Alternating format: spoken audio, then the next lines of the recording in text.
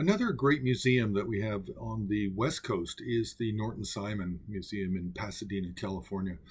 Norton Simon, its strength is really in the sculpture and not so much in the painting, but we can still find some really exceptional works that are worth talking about. So, just as a kind of curator's choice, we have four pieces that have been selected, and just in order of the numbering on HAR. The first is actually a textile. It's an applique. It's the Buddha Maitreya, and there's some figures at the top, some figures at the sides, and uh, there's an inscription at the bottom which is embroidered. It's an embroidered inscription.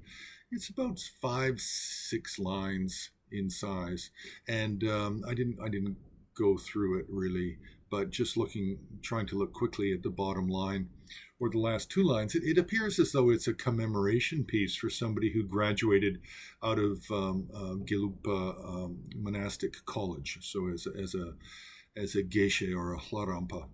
I couldn't see a date really, but possibly it's already been studied by the Norton Simon Museum, and they may have information. So I will actually look into that and see if they've had it translated already, or if there's more information on the back, which might give a date or a college or a year of some kind. Now, the second painting has been published a little bit, and it is of a Karmapa, and in a circle, and then there are 8 goddesses dancing around him, and above are some more Karmapas of the Karmapa incarnation lineage of the Karmakagyu, and in the corners, the upper and lower corners of the painting, are 2 handprints and 2 footprints. So it's not exactly quite clear whose those would be, but they should belong to a Karmapa. And this would be both. It would be both artistically interesting, but also would be historically important and a relic for the Karmakagyu tradition. Now, it can't be particularly old because the style is very much 18th century in a pulpum manner, especially the clouds, the lotus seat underneath Karmapa, and the very sparse landscape, which is borrowed from Khenri style of central Tibet and Song province. Now, the third painting is really fascinating because it's a mandala. It's a mandala of the Nyingma deity Vajrakila. It appears to be primarily and most likely a Jonang or a Bodong tradition piece under the umbrella of Sakya, the Sakya tradition.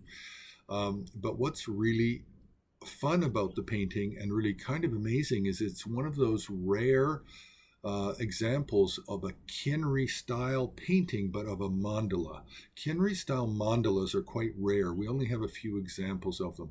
As you know, when you're looking at any kind of a painting style, you need to look at peaceful deities, wrathful deities, black ground paintings, and also mandalas, because you can have a painting style, but it changes drastically depending on the subject matter.